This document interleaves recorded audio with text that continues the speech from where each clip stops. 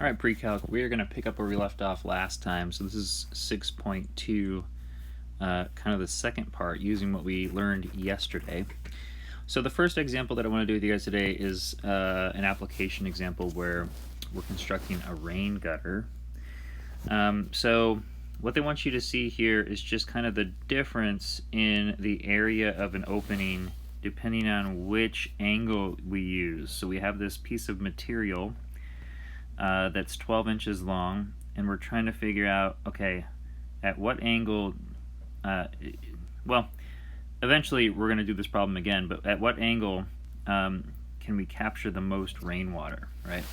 Where is the area the biggest? So they're going to have you just run. So first of all, the area of this thing is represented here. I'm trying to get my pen to work, sorry. The area of this thing is represented by the equation that you see there at the bottom of the screen, where 16 times the sine of theta all multiplied by the cosine of theta plus 1 is the area. Okay, so they say what happens at 30 degrees, 45 degrees, and 60 degrees for this thing. So we're just going to plug it in. All right, we're going to plug it into our equation. So to do that, we're going to start with 30 degrees. Okay, so if you think about where we are at 30 degrees, how I like to solve these problems is I like to think about where I am on my unit circle. Okay, so on the unit circle at 30 degrees, here's our unit circle. The y value here, the y value of this guy right here, is going to be, if you remember from yesterday, that coordinate happens at square root of 3 over 2, comma 1/2. So the y value there is 1/2. Okay, so I can now replace the sine of theta, which is the sine of 30 degrees, with 1/2, right? So I have 16 times 1/2. Okay, then the cosine of theta, well, what's the cosine there? It's square root of 3 over 2, right? It's the x value. Okay, so it's going to be the square, we're going to multiply all of that by the square root of 3 over 2 plus 1. Alright, so let's do a little bit of simplifying here. 16 times 1/2 is 8. Square root of 3 over 2 plus 1, we can replace 1 with 2 over 2. So if we do that, it's going to be 8 times square root of 3 plus 2 over 2. Okay, and then if we multiply that 8 out, if we multiply the 8 out here to everything that we see, we have 8 times root 3 plus 16 all over 2, because you can think about that as like being 8 over 1, right? And then we can reduce this because there's a 2 in everything, so we get 4 root 3 plus 8.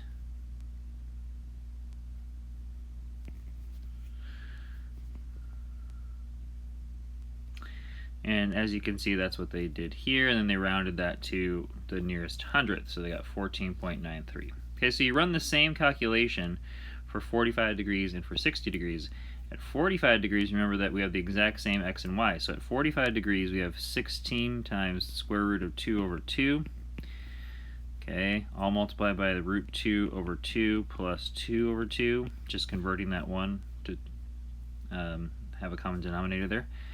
Okay, so then we get 16 root 2 over 2. That's the same thing as, we can divide 2 out of that thing, so we have 8 root 2 multiplied by 2 plus root 2 over 2. Okay, and then here's where a little bit of tricky algebra comes in, but you can think about this like this, right? So what we could do here is we could cross cancel that 2 and the 8 right now, but let's not do that. Let's just keep going. If we keep going here, we would get 16 root 2 plus, if you take root 2 times root 2, that's just 2. Okay, so we have 2 times 8, which is 16. So we have 16 square root of 2 plus 16 all over 2. Take a 2 out of each piece, and I have 8 root 2 8 root 2 plus 8. Don't try to take an 8 out of this, because now this is no longer a fraction, right? So I can't just take an 8 out of this. So 8 root 2 plus 8 gives me 19.3. When you stick that in your calculator, if you wanted to round it to the nearest hundredth, just to kind of compare the areas here. So we see that a 45-degree angle is much better than a 30-degree angle as far as the area is concerned. So this thing's going to allow a lot more water to pass through it. Okay, so that's just an application problem. You could go ahead and run it for 60. I'm not going to do it here for the sake of time, but that's how you would do it. Obviously for 60, you're going to get something similar to 30, but it might be different, so it'd be interesting to check this out. Because here, the y value and the x value switched from 30, right? So how does that affect the calculation? And if you do that, you end up seeing that 60 degrees is actually the best angle. So you get 20.78. All right, let's keep going here, you guys. For example 9. Example 9, they want you to find the exact value of each expression. Okay, these are basically, what they're trying to get you to see here with these is that these are going to be the exact same as what we learned last time. The only thing that's different here now is we're really not looking from 0 to 180 degrees. Okay, we're looking to an angle beyond that. So if you think about it in that way, we have sine of 5 pi over 4. So 5 pi over 4, if you think about that, 4 pi over 4 is equal to 1 pi, right? So 4 pi over 4, it puts me at 180 degrees. And then I have another pi over 4. Okay, so if I have another pi over 4, where I am on the unit circle for A here, is I've gone 180 degrees, and now I have another fourth of a pi. So I'm here at a 45 degree angle, but I'm in this quadrant 3. Okay, so if you think about 45 degree angles, what we know about them is square root of 2 over 2 is my y value and my x value, right? So we learned that last time. But here I'm going to be in the negative, so it's going to be negative root 2 over 2, comma, negative root 2 over 2. If I'm looking for the sine, it's the y value. Therefore, the exact value of this thing would be negative root 2 over 2. Okay, then the cosine of 135 degrees, that's going to be this guy over here, right? 135 degrees, that's another 45 degree angle, technically, because it's 45 degrees from this 180. So there's a 45 degree angle there. Therefore, I know that this place on the unit circle is going to be negative. So I'm in quadrant 2 here, so the x value is negative, right? So negative root 2 over 2, root 2 over 2. All right. So once I know that, I can find that cosine, because the cosine relates to the x value, so it's negative root 2 over 2. Again. Okay, let's look at another one. Remember what cotangent is. Cotangent is the x over y calculation. So if we're at 315 degrees, let's see where we really are. 315 is, man, they're really giving you guys some easy 45 degree angles here. It's 45 degrees from going all the way around, right? So it's this 45 degree angle. So at that 45 degree angle there, I know that my sine and cosine are going to be the same since it's 45 degrees, square root of 2 over 2.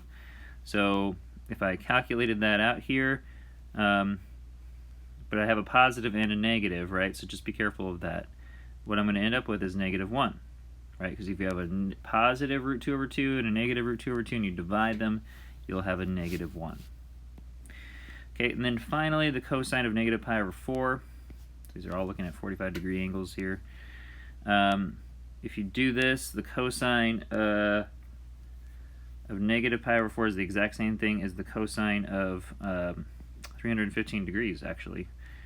So if we go back to where we were for the cotangent there, the negative pi over 4 would put me at quadrant 4, which means my x value is going to stay positive, root 2 over 2. My y value would be negative root 2 over 2. Therefore, since it's cosine, I'm going to look at the x. It's going to be root 2 over 2. Okay, so they take you through all of that.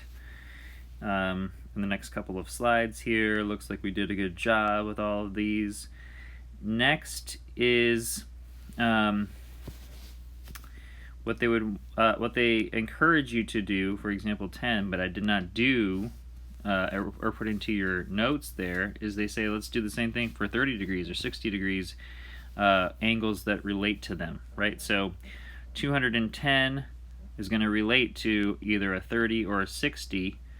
Okay, so you just relate your answers to that. We know that each of these things is going to be on the unit circle, and they're the nice angles that we found yesterday. So if you just take what we learned yesterday, look at your unit circle, you can find out where you are at 210 degrees, which is a 30 degree theta, right, down in here. So you take what you know about the 30 degree thetas, right, and you apply it to this triangle here, and you notice that the x and the y are both negative. All right, so do I have that right? Yeah, the x and the y would both be negative, yes. So your answer is going to be negative because it's a cosine, right? And then your sine of negative 60, I know you guys don't have this in your notes, so I'm not going to spend too much time on this, but sine of negative 60, at negative 60 degrees, you're here, right? This is 60. In this quadrant here, we know that our x value is positive and our y value is negative, so if it's the sine, it's going to be a negative, which they show. Okay, so if you want to run through those and practice some of those, they're good value, but I'm not going to spend too much time on them here. So the two more examples, and then I'm going to let you guys go here. Example 11 is using a calculator to come up with these things. So we know that in calculators, the sine, the cosine, and the tangent function is built into them. With the TIs, you can do these calculations very simply. Just make sure that you're in the right mode. So if I'm finding the sine of 48 degrees, just make sure you're in degree mode. Take the sine of 48, and it's going to give you an answer. They want you to round it to the nearest two decimal places, so you should get 0.74. For the secant, remember what the secant is. Secant is 1 over cosine.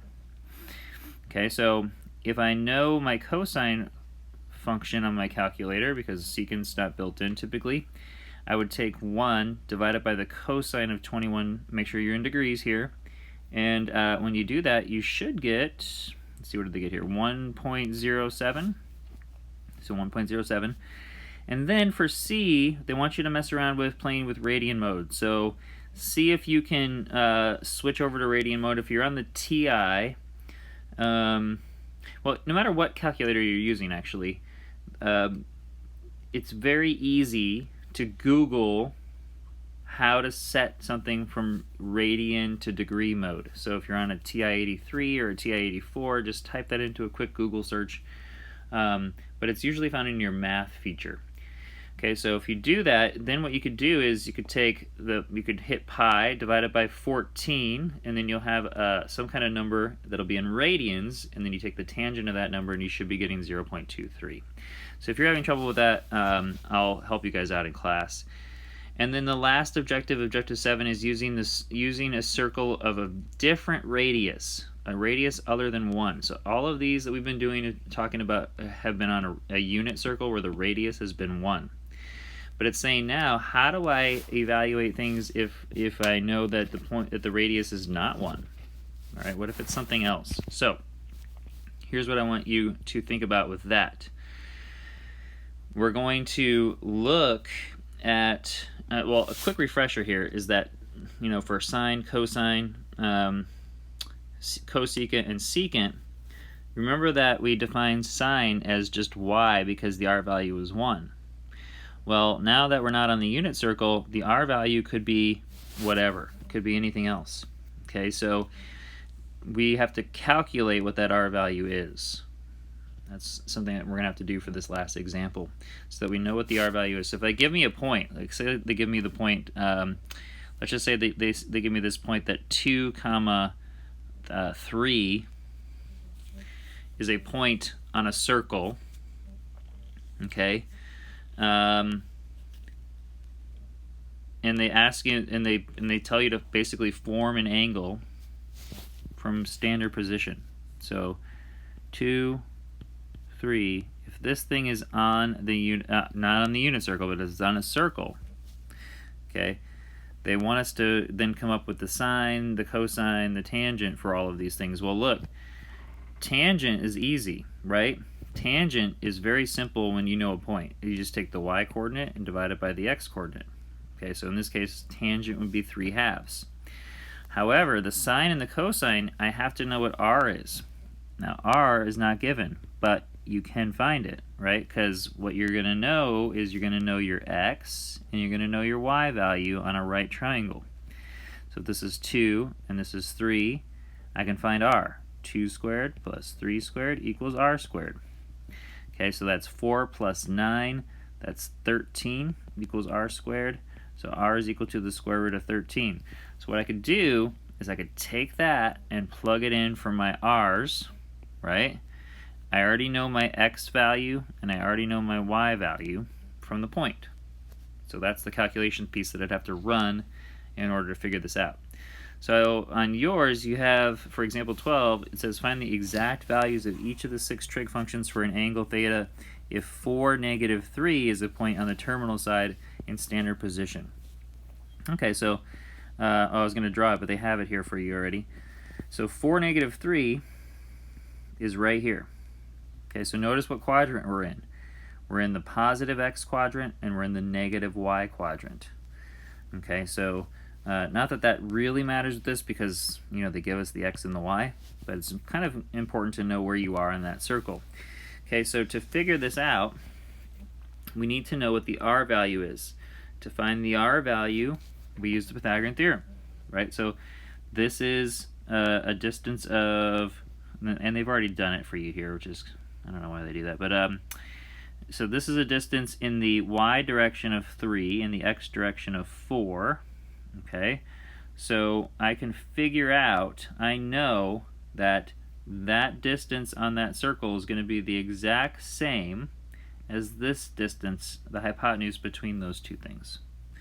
Okay, so to find that out, I plug it into my Pythagorean theorem. I get 4 squared plus -3 squared, that's 25. Take the square root of 25, I get 5. Okay, so the distance there's 5. By the way, the reason that I know that that's the same, if that's confusing to you, is I could also draw it this way, couldn't I? I could draw the triangle this way. And then this hypotenuse then does become my radius. But anyway, I just want to make sure you guys are comfortable with that. Okay, so once I know my r value, so the key here is get your x value, get your y value, get your r value, and then you can calculate everything. So my x value is 4, my y value is -3, and my r value is 5. So then you just take it and plug it in, right? Plug it into what you know about sine, cosine, tangent, cosecant, secant, cotangent. All right, and you can see here that these are just reciprocals of each other, right? For all of these. So once you know one, you just flip them and you know the last 3, right? If you know, once you know these first 3, flip them and you know the last 3. All right, guys, that's all I have for you today. We'll catch you guys in class.